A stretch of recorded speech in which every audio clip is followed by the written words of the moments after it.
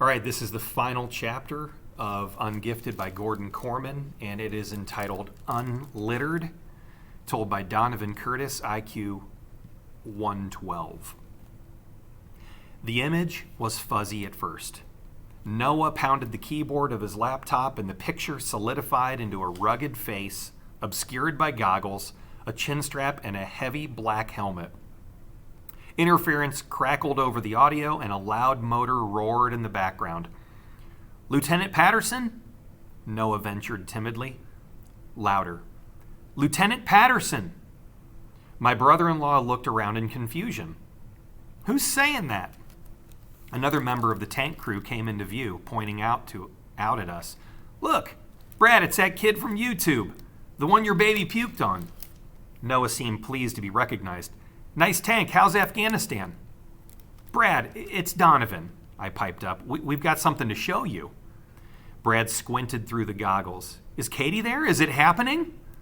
Katie leaned in front of the laptop. "Hi, Brad. It won't be long now."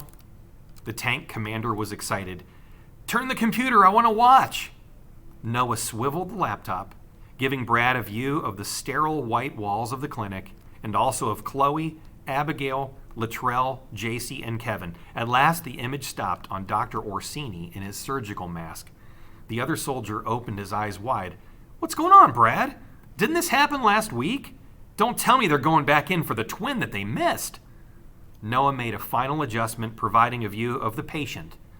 Beatrice the Chow Chow, fat and round, about to litter.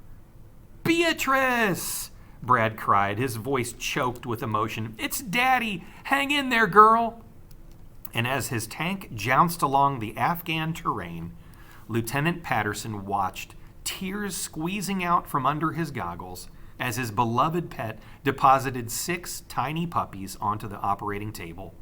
Compared to the 4 hours Katie had spent in labor, Beatrice had it easy. The whole thing was over in 90 seconds. "They make dogs really fast," commented Noah. "They're beautiful, Brad," said Katie in a husky voice.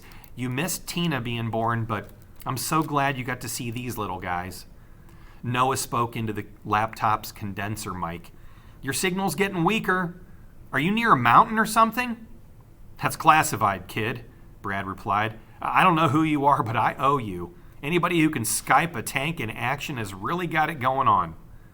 "And I loved you in Robots Behaving Badly," the other soldier added admiringly. And then, with a burst of static, Afghanistan went dark. "Transmission lost," Noah reported. "Should I hack into another satellite?" "No," Katie decided. "Leave them alone. They're working." And that was how our human growth and development class turned into canine growth and development, at least for one afternoon. The decision was made to keep a puppy for baby Tina and find good homes for the others. Chloe adopted one dog. I was kind of glad about that. Gave me an excuse to stay in touch with her, just to keep an eye on how Beatrice's kid was getting along. Noah fit in better than I expected at Hardcastle Middle School. Some of that might have been because I recruited the Daniels, and the 3 of us formed a bodyguard unit to keep him from being wedgied to death. Who knows what would have happened without us? We liked him, and Sanderson was convinced he was a master of Dorkido, a secret martial art practiced only by geniuses. But Noah was the biggest dweeb who'd ever walked the face of the earth. And while he insisted he could be wrong again at any moment, it had not happened so far. By special request from Oz, both Noah and I traveled by minibus to the academy 3 times a week for robotics. The plan was approved by Dr. Schultz himself, who was in a good mood because the insurance company had finally paid up and the gym was being repaired. What was left of Atlas had joined its celestial sphere in the administration building's sub-basement. I hoped I didn't have to polish that piece too. I still had 5.5 hours of community service to go. Dr. Schultz had put boxes in all the schools, soliciting suggestions for a new statue. I filled out a card for a Titanic memorial, a quiet nod to my ancestor and fellow survivor, James Donovan. Noah didn't mind spending a little time back at the academy because I was going too, and I loved the change of scenery and the chance to hang out and ply my joystick in the lab. I never confronted Abigail about how she had cheated for me on the retest. She definitely still hated me, but I had a sense that my reading on her personal grudge-o-meter had gone down a little bit. Maybe she was more comfortable now that all the cards were on the table. She was still smart, and I was officially ungifted, except for robotics, part-time. We were working on Heavy Metal, our robot for next year's competition. We would be in high school division then, and hopefully no one would remember whose entry had busted up the middle school meet. Tin Man's rampage would live forever in infamy, but maybe the team behind him would fade into the background. Soon the riot would belong to Tin Man alone, and all that remained would be the question, what made the robot go berserk like that?